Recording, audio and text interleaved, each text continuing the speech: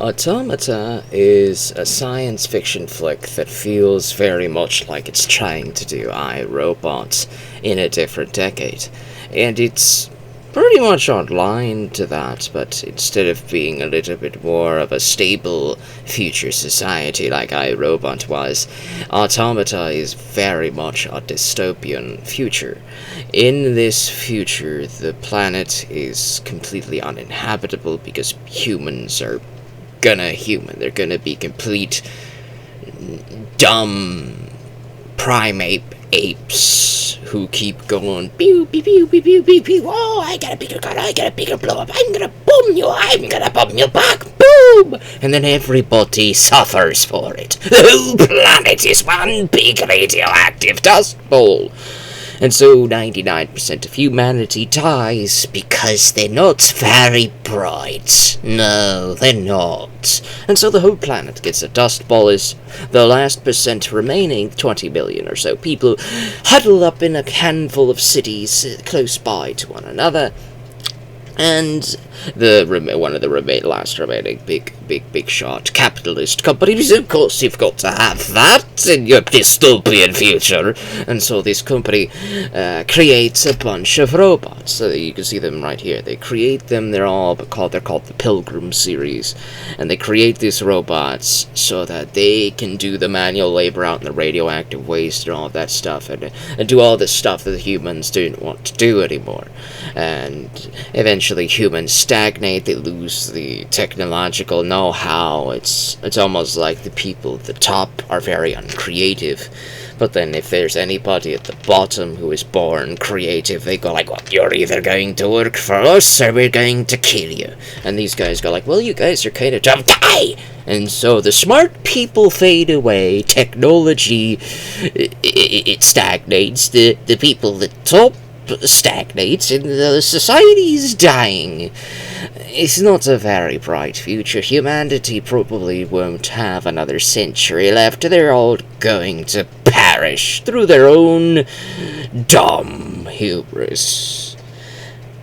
In comes Antonio Banderas playing the Will Smith role. He's an investigator for an insurance company instead of just being a cop, and he finds a couple of robots are breaking the protocols. You know, the 3 laws for my robot. The protocols, there are 2 protocols in this movie. The first protocol is you cannot harm humans or any other living being. Second protocol, you cannot alter yourselves or any other robots in any other way. Meaning, like, they can't repair each other, they can't upgrade each other, only humans can do that to the robots, so that they can maintain control over the robots.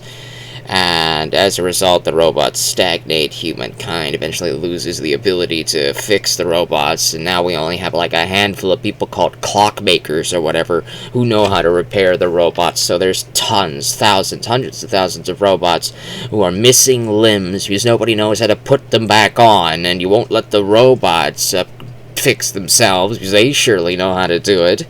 And all of this stupidity just makes me very angry at saying, like, you know what, just, you know how Captain Kirk said in The Undiscovered Country, let them die. Well, maybe you should in this movie. Maybe they do.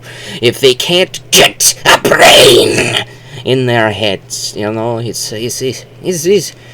maybe it's too hard to find brains. You know, maybe it's too hard. Maybe in the future, brains are a rare commodity, very much like the clockmakers. The clockmakers are the people with the brains, and because they have brains, they have to live in hiding, because everybody doesn't like people with brains. Oh no, we have to stop them. They might think, and we can't have that, can we? No! And so Antonio Banderas finds a female robot who is supposed to be, you know, like an adult companion. It's at this robot adult seedy place, and she ends up being wounded, damaged by a prejudiced cop. And here's the funny thing, you know, there's this slur for robot, AI, and all that stuff nowadays, like as of 2024, 2025, they called it clankers.